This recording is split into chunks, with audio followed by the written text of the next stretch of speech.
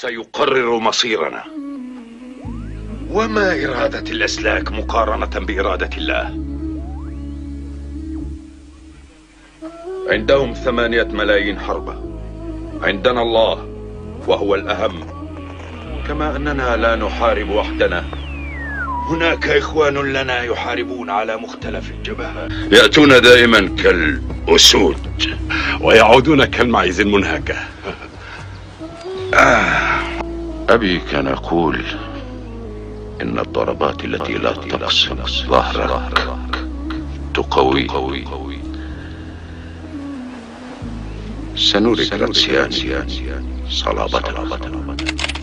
نحن لا نقتل الأسرى، يقتلون أسرانا. إنهم ليسوا قدوة لنا. قل لجنرالك ليس هنا مكانه. أراك الآن ستؤول لنا ديننا. كتاب الله صريح جدا، إنه يفرض علينا أن ندافع عن أنفسنا ضد الذين يشردوننا من بيوتنا. إن هذه الشروط محض استسلام، إنها لا تصلح حتى للنقاش. في الحال أنا أدرى بقوة حكومتكم التي تتوعدوننا بها. وقفنا ضدكم ل20 سنة، وإن شاء الله نحن باقون معكم إلى نهايتكم.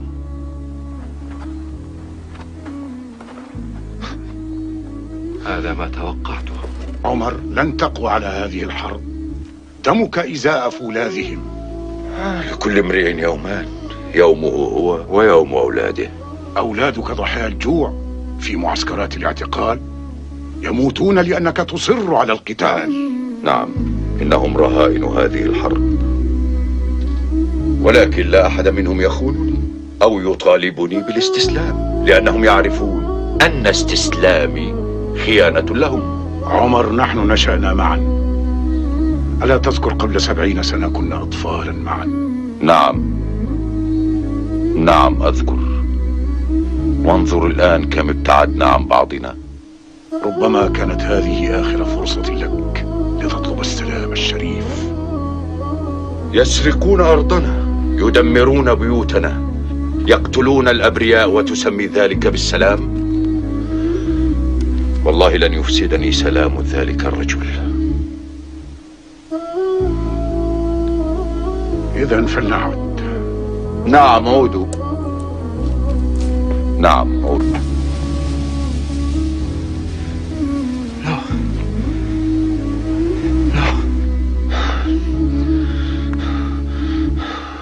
لا تتوسل، لا تتوسل. ولكن ألم يهمك دمار بلادك؟ أنتم الذين تدمرون بلدي. ماذا تفعل لو أن أحدا احتل أرضك؟ هل خطر لك أبدا؟ ولكني أحترم ماضيكم وعليكم احترام ماضينا. نحن أيضا لنا تاريخ وعلوم، رياضيات وطب. في قرون ظلامكم قدنا العالم. ومن ستحتاج لترتيب استسلام رجالك؟ نحن لن نستسلم، ننتصر أو نموت، ولا تظن أنها النهاية. سيكون عليكم أن تحاربوا الجيل القادم والأجيال التي تليه. ربما كان الأفضل لي أن أمنحك راتبا تقاعديا. إذا شنقتك فقد أجعل منك شهيدا، ولكن يجب أن أجعل منك عبرة. أنت لن تفعل بي إلا ما قدره الله لي. ألا نستطيع العمل معا للسلام؟ واليوم هو يوم أعمل عندك. ألا تلتمس حياتك مني؟ ربما أعطيكها هكذا. وماذا أعطيك أنا؟ تعاوني؟ لا لا، أنت فات وقتك.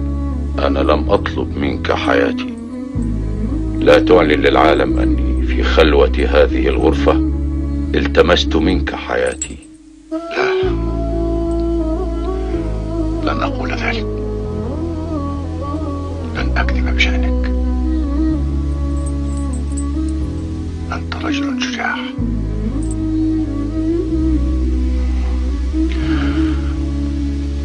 وأملي أن تكون شجاعا يوم. كم سنة عمرك؟ 73. هل أنت زعيم القوى في ليبيا التي تحارب ضد إيطاليا؟ أنا نعم. هل ساهمت في الهجمات على الجنود الطليان؟ نعم ساهمت. لمدة كم عام ساهمت في الهجمات على الجنود الطليان؟ 20 سنة. كم مرة هجمت؟ حقا أنا لا أذكر كم مرة. وأنت أمرت بتعذيب وقتل الأسرى الإيطاليين. غير صحيح أبدا. أنت أسرت والسلاح بيديك. هذا صحيح.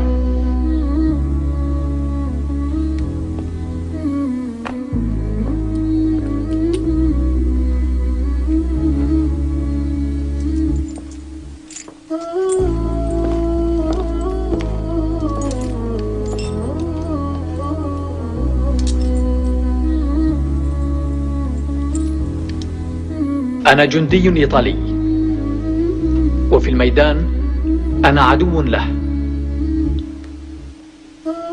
ولكن هنا أنا مضطر، أنا معين للدفاع عنه. أنت مسن، أكبر منا جميعا، ولن أتعبك بطرح أسئلة كثيرة. هل خضعت يوما للسلطة الإيطالية؟ لم أخضع. هل تسلمت يوما نقودا أو أي مساعدة من الحكومة الإيطالية لقاء التزامك بحسن السلوك؟ لم أفعل أبدا. إني أعلن أن عمر المختار أبدا لم يخضع لنا، أبدا لم يأخذ مساعدة منا، أبدا لم يعترف بحقنا في حكم هذه المستعمرة. إذن لا يحق لنا منطقيا أو عدالة أن نحاكمه كمتمرد. وإذ نقبض على عمر المختار وقد أمضى في المعارك 20 سنة، فإننا مجبرون أدبيا على معاملته كأسير من أسرى الحرب.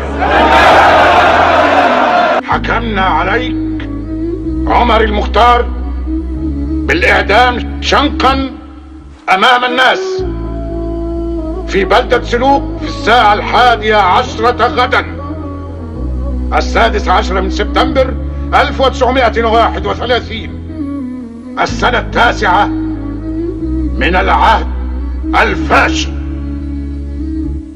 إنا لله وإنا إليه لراجعون. نحن لن نستسلم، ننتصر أو نموت. سيكون عليكم أن تحاربوا الجيل القادم والأجيال التي تليه. أما أنا فإن حياتي ستكون أطول من حياة شريقي.